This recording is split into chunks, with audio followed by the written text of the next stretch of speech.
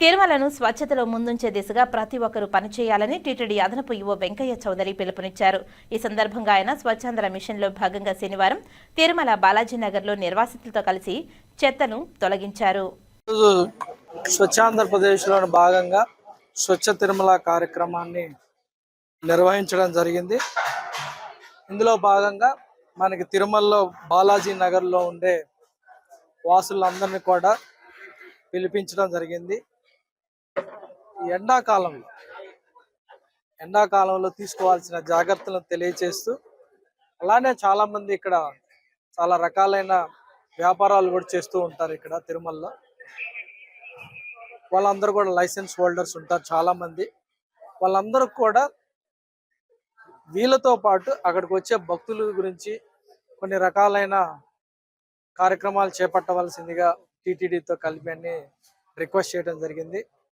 వచ్చిన వాళ్ళందరికీ కూడా ఓఆర్ఎస్ ఇవ్వటం కానీ, అలానే ఎండ ఎక్కువగా ఉన్నప్పుడు మనం పెయింట్ వేస్తాం, వైట్ పెయింట్, షాపుల ముందు వైట్ పెయింట్ వేయటం కానీ, అలాగనే వాటర్ని ఎక్కడికక్కడే వాళ్ళకి సప్లై చేసే విధంగా కూడా అక్కడ కూడా షాపుల దగ్గర కూడా కార్యక్రమాలు చేయటం.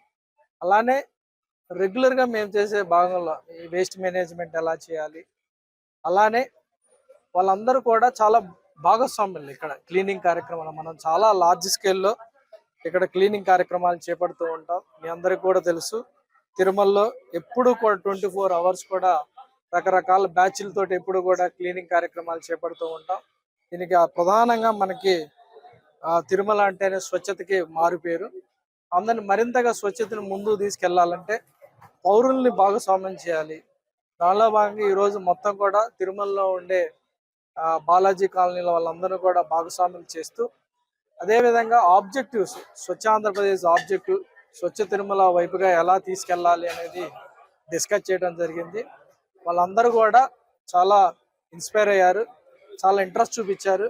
వాళ్ళందరూ కూడా మా హెల్త్ డిపార్ట్మెంట్ మరింతగా గైడెన్స్ ఇస్తూ రాబోయే కాలంలో స్వచ్ఛతను మరింతగా ఇంకొక లెవెల్కి కూడా తీసుకెళ్తామని ఈ సందర్భంగా తెలియజేస్తున్నాను. ఓం నమో వెంకటేశ్వర.